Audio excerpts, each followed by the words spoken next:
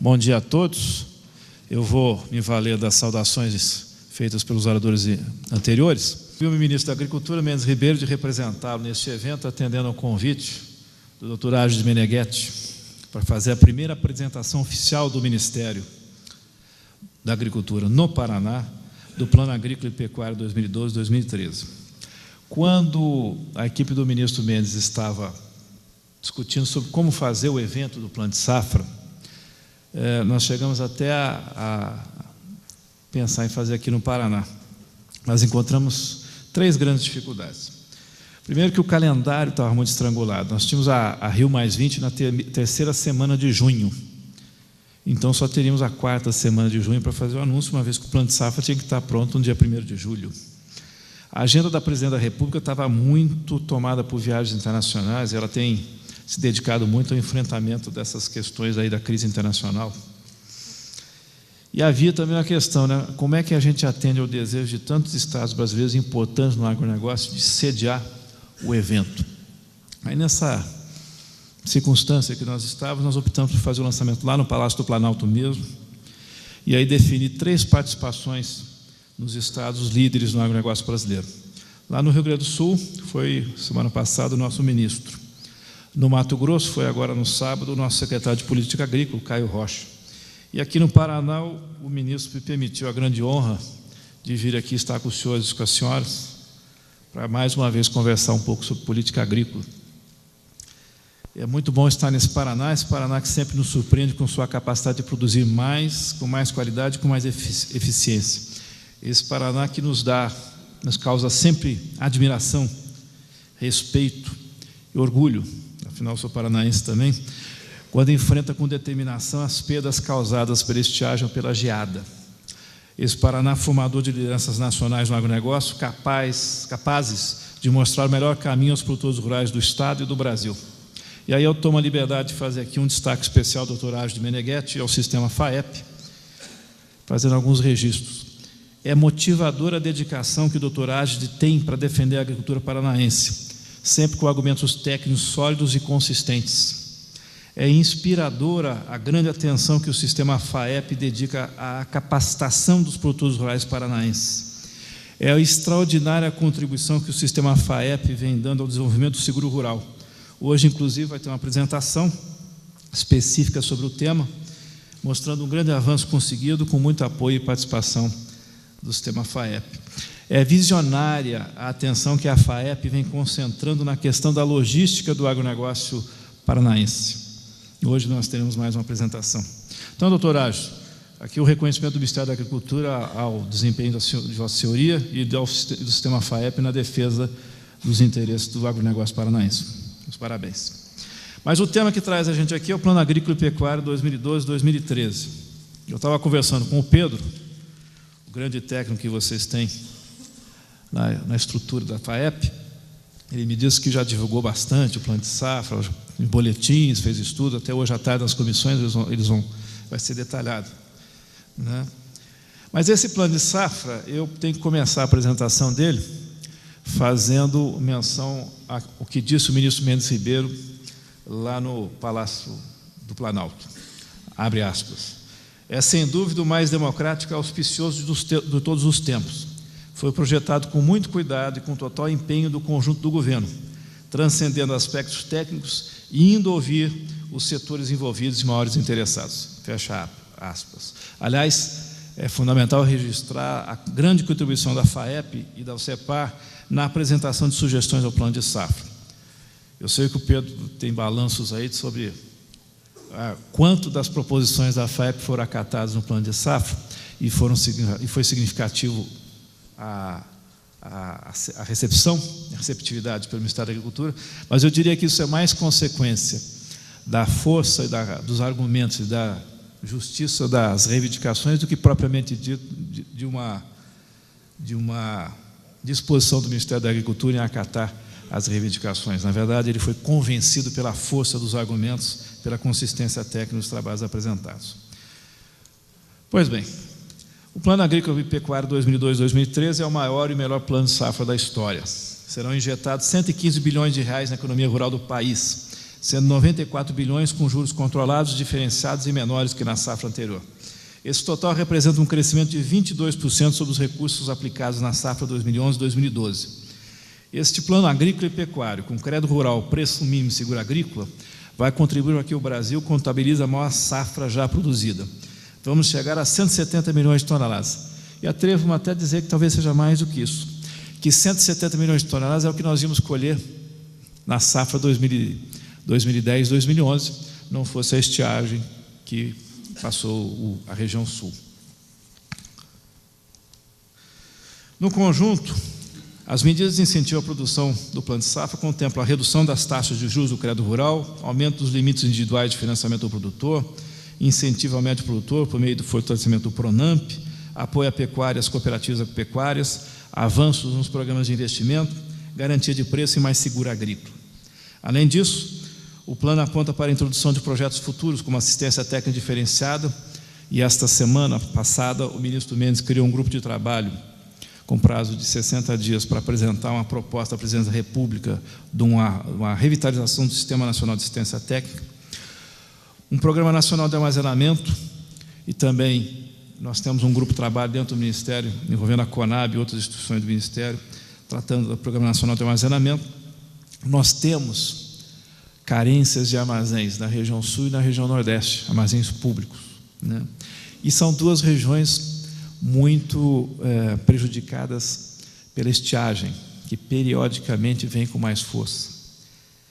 Então, nesses momentos, é fundamental que a gente tenha condições de distribuir adequadamente e tempestivamente os estoques públicos. Mas se a gente não tiver armazéns, como é que a gente consegue fazer isso? Agora mesmo, estamos colhendo uma enorme safra de milho no Centro-Oeste. Seria bastante conveniente que nós já começássemos a remover parte desses estoques para a região sul. Vemos até a questão da suinicultura, que passa aí por momentos bastante difíceis. Mas onde localizar esses armazéns? Na semana passada, a pedido do doutor Ágil, o Pedro e a professora Priscila estiveram comigo lá no Ministério e falaram um pouquinho sobre a logística do Paraná, esse trabalho que vai ser apresentado aqui, né? E aí eu perguntei em quanto tempo se escoava a safra paranaense. Se eu não me engano, mas foi em 3 meses, mais ou menos isso, né, Pedro? Em 3 meses. Mas aí eu perguntei, eu afirmei assim, por que a gente não consegue segurar mais essa safra um pouco no Paraná? A gente pode vender a safra dentro do armazém paranaense. Vamos perder a janela de comercialização, mas a safra, a soja não está sendo esmagada em 3 meses. Ela está sendo esmagada ao longo do ano todo. Se a gente conseguir fazer um trabalho de ordenamento do fluxo, a gente consegue trabalhar a questão da logística. Bom, dentro também das ações que a gente começa a fazer a partir do Plano de Safra, está uma proposta de adequação da produção de cana para gerar mais etanol. É um trabalho difícil para fazer, porque a política voltada à cana perdeu um pouco de consistência nos últimos anos. Mas nós vamos chegar a bom termo com relação a isso. Bom, esse conjunto de medidas vem ao encontro e tem como premissa a regionalização das políticas de apoio ao produtor, com foco nas realidades locais. Essa grande orientador da gestão Mendes Ribeiro no Ministério da Agricultura. Temos políticas diferenciadas e regionalizadas conforme a situação dos produtores. Então, essas medidas do Plano de Safra vão priorizar investimentos em armazenagem, irrigação, correção e conservação de solos, máquinas, equipamentos e agricultura de baixa emissão de carbono.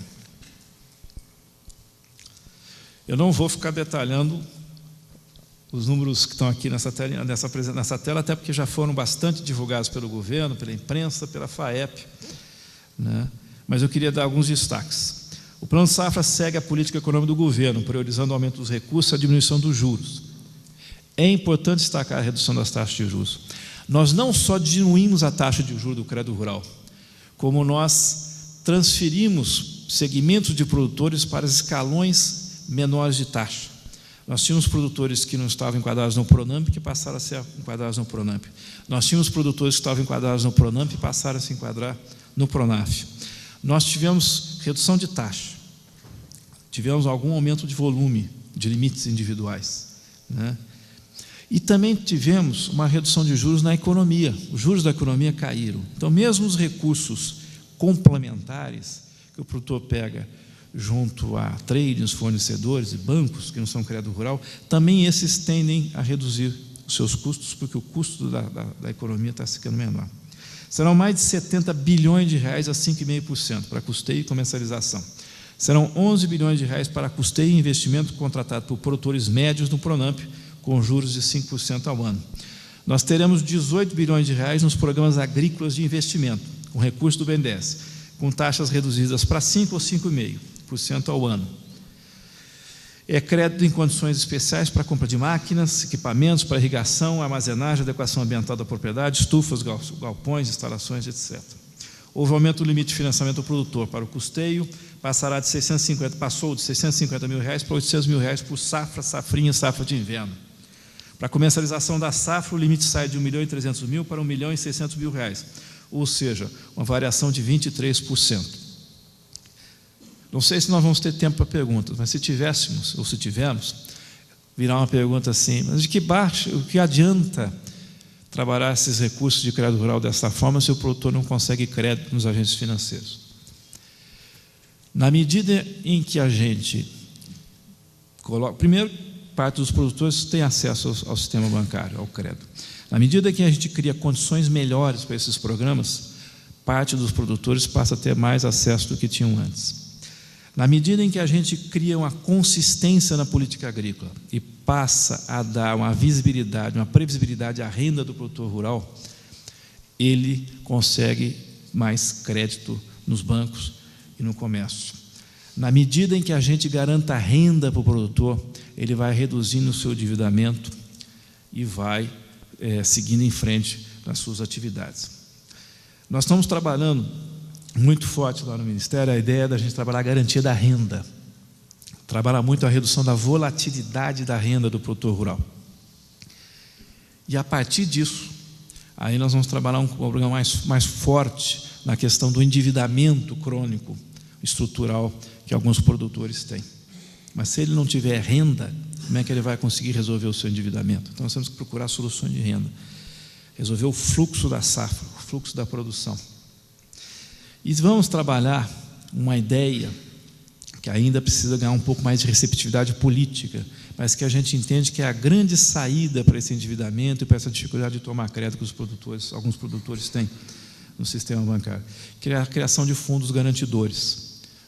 Fundos garantidores pode ser a solução para a gente resolver essa questão da concentração do sistema bancário brasileiro e a redução dos agentes operadores no crédito rural.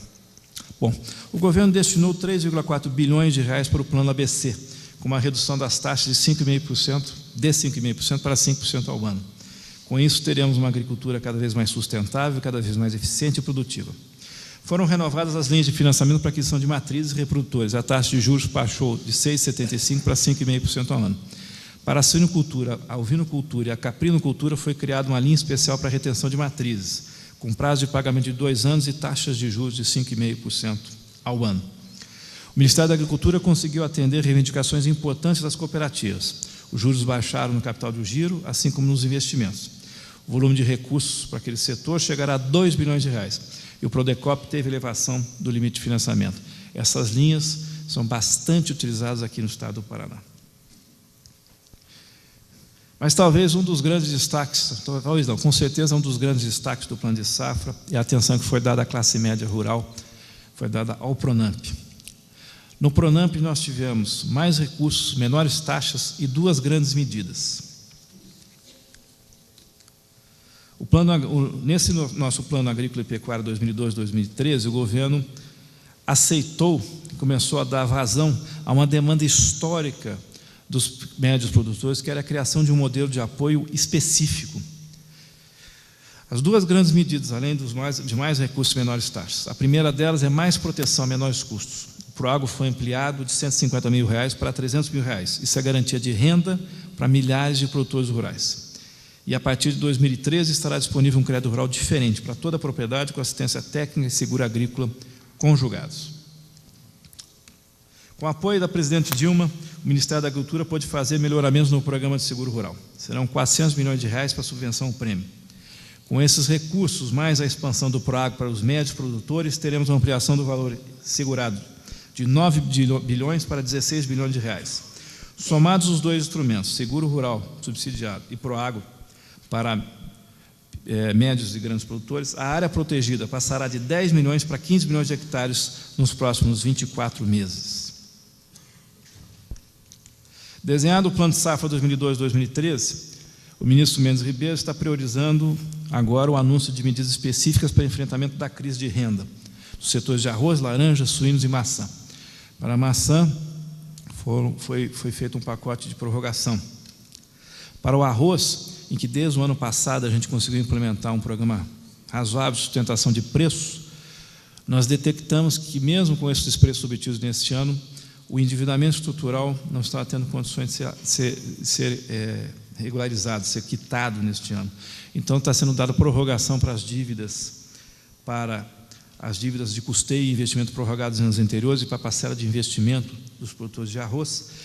E nós vamos desenhar uma política estruturante que resolva a questão com custo de arrendamento, assimetrias com o Mercosul, questão da tributação, e o próprio modelo de produção e até, eventualmente, a reconversão de atividades para tentar resolver esse gargalo estrutural que existe na cadeia do arroz. Nós temos parte aqui, acho que do norte do Paraná, está sofrendo com a crise de preços da laranja, que afeta principalmente o estado de São Paulo, onde está a maior parte da produção. É consequência de anos de plantio de mais pomares, sem que o mercado crescesse. E o mercado de laranja é um mercado pouco elástico. Então, a crise, ela é uma crise de excesso de oferta, mas ela é uma crise que vai precisar de ajustes estruturais. E certos setores, como é o caso da laranja, a própria suinocultura, exige uma concertação entre produtores e indústria. E o ideal é que essa concertação seja feita de forma voluntária, sem interveniência da legislação ou do governo. É fundamental que se consiga construir esses entendimentos. Laranja, nós estamos tentando construir uma forma de direcionamento dos estoques excedentes para merenda escolar. Vamos ver se a gente consegue fazer isso nas próximas semanas. Mas aí vamos ter que enfrentar essa pauta de problemas crônicos. E os suínos? Suínos, o ministro Mendes anunciou um conjunto de prorrogações na semana passada, criação de linha de crédito para financiamento, para o refinanciamento das dívidas que os produtores têm junto aos fornecedores de insumos. E nós temos dois temas para resolver essa semana, temos reunião com o Ministério da Fazenda amanhã, que é a questão de um modelo de garantia de preço para os produtores de suíno e a questão do abastecimento de milho, principalmente a partir do segundo semestre. Então, são pontos que a gente vai enfrentar nas próximas 2 semanas. Os produtores de suínos passam por momentos de bastante angústia, mas também não é uma crise inesperada, ela era uma crise anunciada. Porém, se juntou com a mudança de patamar dos preços do milho e da soja e uma crise financeira internacional. O governo vai tentar dar a sua contribuição para minorar essas questões. Mas é preciso trabalhar uma agenda de solução dos gargalos estruturais. Também vamos trabalhar nas próximas semanas algumas medidas para os produtores atingidos pela última grande estiagem. Eles tiveram uma prorrogação das dívidas por um tempo, até que os bancos fizessem um novo reordenamento, e agora a gente precisa ver, talvez, se não é o caso, de fazer uma nova diluição dessas dívidas para permitir aos produtores seguir com mais tranquilidade nas suas atividades. Bom, além de atacar essas questões de dívida, de endividamento, o ministro Mendes está se dedicando à construção de um cenário estratégico para o agronegócio brasileiro, de medidas estruturantes para o setor. Ao final de agosto, serão por ele anunciadas as premissas e diretrizes do projeto de regionalização da política agrícola, da defesa agropecuária e da própria estrutura operacional e administrativa do Ministério da Agricultura. Entre outros aspectos, esse projeto será o vetor para o atingimento dos seguintes objetivos: garantir que os estados do Norte e Nordeste saiam da condição de risco de febre aftosa para a zona livre com vacinação. A meta é tornar o Brasil país livre de febre aftosa com vacinação até 2014. Dr. Inácio, junto com os produtores paranaenses e o governo do Estado do Paraná, suas lideranças, propõem dar um upgrade na situação do Estado do Paraná e torná-lo livre da vacinação. Fortalecer o sistema brasileiro de rastreabilidade da cadeia produtiva de bovinos e bovalinos, modernizar o SUASA, viabilizar a comercialização da produção das pequenas propriedades, trabalhar pela melhoria constante da qualidade dos produtos oferecidos aos consumidores, Implementar políticas agrícolas específicas para cada região, para cada situação dos produtores. Não se pode ter uma única política agrícola para todas as propriedades brasileiras. A decisão política pode ser unificada, mas os instrumentos não podem ser os mesmos para todos os produtores. Com isso, conseguiremos reduzir a volatilidade da renda do produtor, aumentar a sua capitalização, reduzir o endividamento. Adotar medidas estruturais que reduzam os efeitos da estiagem sobre os nossos produtores do Sul e do Nordeste, melhorar o zoneamento agrícola, aperfeiçoar o seguro, ampliar a pesquisa de variedades resistentes, buscar mais recursos para irrigação e para a energização do campo. Revitalizar o sistema de extensão e assistência técnica rural, contemplando os níveis federal, estadual e municipal do setor público e as entidades, associações e cooperativas do setor privado, fazendo com isso com que os pacotes tecnológicos desenvolvidos pela Embrapa cheguem aos produtores rurais. Disponibilizar instrumentos de política agrícola cada vez mais específicos para os milhares de produtores que compõem a classe média rural. Garantir renda e condições de investir para que as propriedades rurais absorvam mais tecnologias e se tornem cada vez mais competitivas e sustentáveis. O Dr. Agis disse que esse plano de safra foi um plano que nos últimos 10, 15, 20 anos ele entendeu foi dos melhores. Eu acho que foi um plano bastante técnico, bastante profissional, bastante maduro. Contou muito com a paixão do ministro Mendes Ribeiro na defesa, nos bastidores do governo, firme e às vezes custando algumas demonstrações públicas, né, na defesa dos interesses da agricultura brasileira, mas também com apoio muito forte da Presidente da República. Mas talvez a grande qualidade que há nesse plano é que ele começa a se mostrar como um plano. Porque no passado, os nossos planos agrícolas e pecuários eram um conjunto de medidas pontuais que se colocava, e às vezes a repetição de medidas que aconteciam a toda a safra. Agora a gente começa a ter um plano. E esse plano prevê que a gente tem várias agriculturas no Brasil. Nós temos a agricultura do Sul, nos grãos, e a agricultura do Centro-Oeste. A agricultura do Sul precisa de tratamento com relação à estiagem. E nós conseguimos, nesse plano de safra, que a presidenta desse respaldo à criação de uma proposta de crescimento contínuo do seguro rural. A presidenta Dilma Rousseff, nesse plano de safra, não assumiu o compromisso com o seguro rural só para esse plano de safra, assumiu o compromisso para os próximos anos.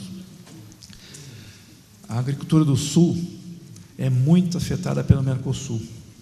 Então, é preciso discutir mecanismos que compensem e equilibrem esta assimetria de custos que há entre os demais países do Mercosul e o Brasil, uma vez que a matriz produtiva dos três países é igual à do sul do Brasil, e parte do leite, parte da fruticultura.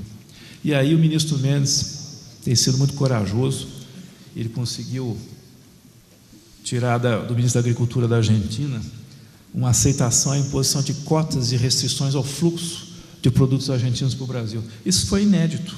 Nunca o Brasil, a Argentina aceitou esse tipo de coisa. Então, nós vamos trabalhar essa questão do Mercosul. Já o Centro-Oeste tem muito mais a ver com condições macroeconômicas, questão cambial, com questão de segurança jurídica, do que necessariamente com garantia de renda. Nós só precisamos dar previsibilidade à ação do governo. Garantia de renda. Esse talvez seja o grande trabalho do plano de safra. Acabar com a volatilidade de renda. Alguns dos senhores estiveram comigo no ano passado, quando eu, como secretário de Política Agrícola, vim aqui anunciar quais eram as ideias do plano de safra, o que ia nortear uma reestruturação da política agrícola brasileira. Eu digo para os senhores que aquelas ideias continuam orientando para onde vai o Ministério da Agricultura. E estão parte delas incorporadas no plano de safra e parte delas estarão incorporadas no dia a dia. A gente espera que o Ministério da Agricultura e a política agrícola brasileira não causem surpresas, pelo contrário, minorem surpresas, permitam o investimento, os avanços de eficiência e capacitação. Bom, por fim, eu tenho a obrigação de transmitir por orientação do ministro Mendes Ribeiro, a reiteração e a repetição de um compromisso que ele fez lá no Palácio do Planalto, de que ele está autorizado pela presidenta Dilma a declarar que se os 115,2 bilhões de reais não foram suficientes para a agricultura e a pecuária do Brasil, mais recursos serão alocados. O governo brasileiro entende que a solução da crise do Brasil, ou a mitigação dos efeitos da crise internacional sobre o Brasil passa pelo fortalecimento da agricultura e da pecuária brasileira.